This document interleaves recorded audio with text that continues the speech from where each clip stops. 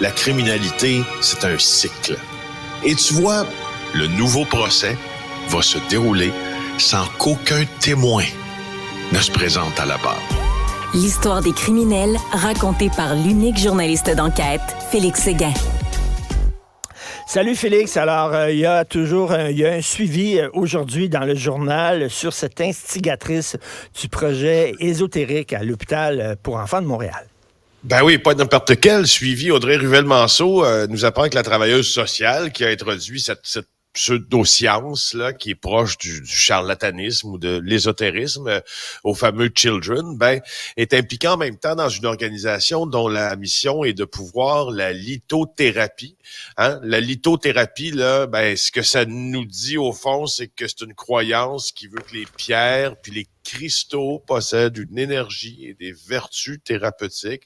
Madame Blanchette, donc la travailleuse sociale en question, se disait diplômée de l'INBM.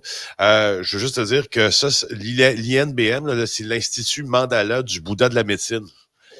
Moi, je trouve pas ça rassurant quand j'entends ce nom-là. Le Bouddha de la médecine. Oui. OK. Alors, un organisme but non lucratif dont la vocation de promouvoir la lithothérapie par la publication de livres. Donc, ça, c'est important à dire.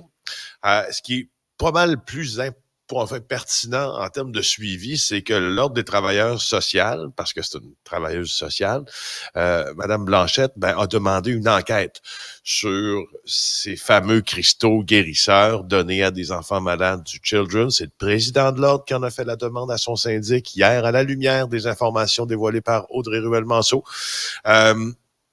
Et donc, elle risque une sanction, vraiment. Puis, il y a quelques semaines, de toute façon, nous autres, on s'était déjà entretenus avec l'Ordre. Et puis, d'emblée, le président nous avait évoqué que la pratique de ces membres doit être fondée sur des théories reconnues scientifiquement, même quand tu es travailleuse sociale. Mais en même temps, tu sais, je veux dire, il y a des gens qui ont approuvé ça. Tu sais, il y a eu plein de feux verts qui ont été allumés. Là. Il y a plein de gens qui se sont penchés sur ce projet-là. Écoute, il y a eu des livres d'imprimés qui ont été distribués, qui sont laissés sur les tables des salles d'attente dans l'hôpital et tout ça. Donc, il y a toute une machine derrière ça. Elle n'est pas la seule responsable. J'imagine que ce ne sera pas la seule à payer, là. J'espère, parce qu'il y a d'autres personnes aussi là, qui étaient des cadres puis qui auraient dû être un peu plus vigilants. Oui, justement. Puis moi, je pense que je remets ça dans les mains, au final, là, du comité d'éthique du Children, parce que chaque hôpital a un comité sur lequel les médecins siègent, où ils peuvent régler ce genre de problème-là, puis regarder ce qui se passe dans tout leur hôpital. D'après moi, ça devrait... Écoute, si ce n'est pas une décision qui est prise comme ça de manière très rapide, je me demande qu'est-ce que ça prend. J'espère qu'on va entendre... le comité des soins, puis le comité éthique, puis les CA de médecins dire à l'hôpital, écoute, c'est fini maintenant, sans aucune autre forme de procès ou de question. T'sais. Et je reviens là-dessus, là, il y a des huiles essentielles, il y a de l'homéopathie, il y a des affaires bizarres dans les pharmacies, mais une pharmacie, c'est une business, c'est une entreprise privée, c'est là pour faire des profits, ce que c'est pas la mission première d'un hôpital.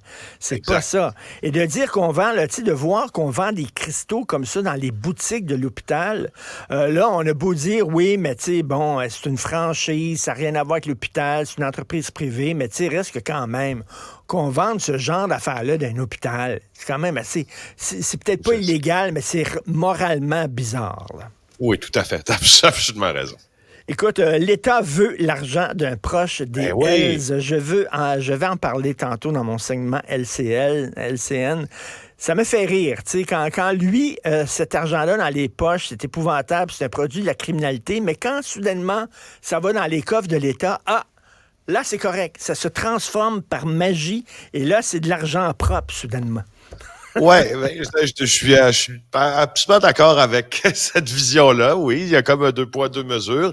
Par contre, je te dirais que Jonathan Tremblay, là, dans le Journal de Montréal, qui nous relate la demande de confiscation de l'État, là, en fait, c'est pas compliqué. C'est dans le cadre de projet Objection qui cible les Hells Angels. Il y a un homme qui est proche des Hells, Éric Olivier, chez qui on a saisi 152 950 $ lors d'une perquisition en 2018.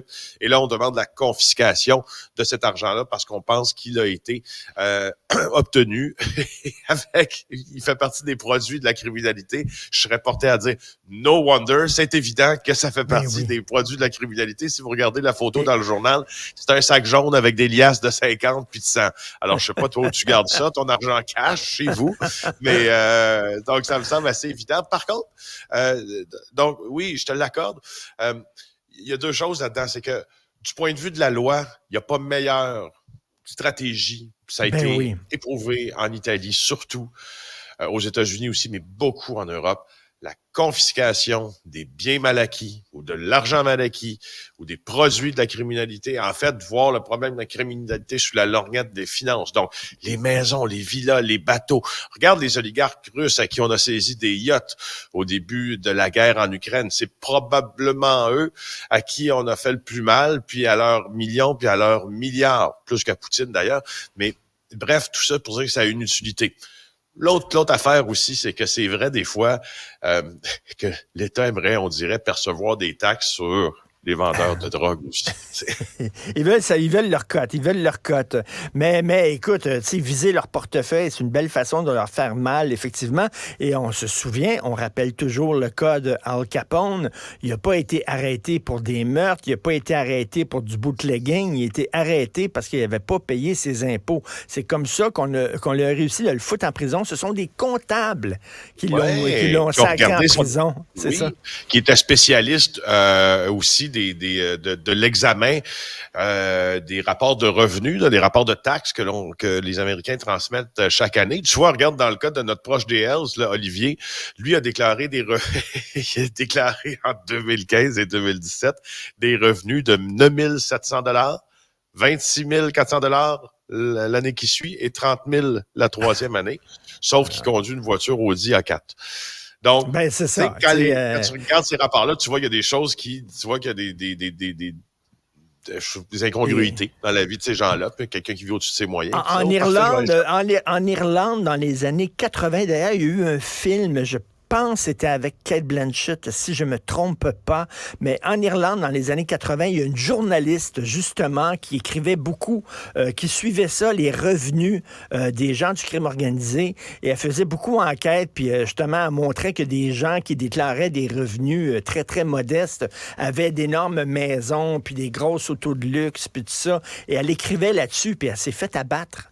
Oui, tu te souviens de cette histoire-là? Ils ont fait un film sur ça. Elle s'est fait abattre parce qu'elle, justement, elle suivait ça. Écoute, rapidement, avec ma blonde hier, Sophie, on regardait cette histoire du violeur en Syrie qui a plaidé coupable pour 13 viols. Et ça peut te paraître un peu ridicule, la remarque qu'on s'est faite, mais tu sais, t'as la photo du gars, il a pas l'air de ça. Tu sais, ça montre à quel point, là, tu sais, des violeurs puis des bandits, c'est pas écrit sur leur face. Tu sais, des fois, il y en a qui sont arrêtés, des pédos, des violeurs. Tu regardes la face, tu dis, je ferais pas confiance à ce gars-là. Mais lui, il a l'air d'un jeune complètement ordinaire, totalement correct. Puis il a fait 13 victimes de viol. Absolument raison. La vie fait pas le moine. Et puis c'est difficile de repérer des accès sexuels comme ça. À la face. Non, effectivement, quelle histoire. Écoute, je te souhaite de très bonnes fêtes. J'espère que tu tires la plug, toi qui es toujours en train de travailler, que tu n'es pas en reportage quelque part, alors que tu vas chanter le temps d'une dinde avec ta famille, tranquille, en pyjama à pattes. Écoute, c'est ce qui va être fait. Merci pour cette belle année, Richard. J'ai hâte de te revoir l'an prochain. On va faire ça très tranquille. Tout à fait. Merci. Merci. Si c'est vrai qu'on aime autant qu'on déteste, Martineau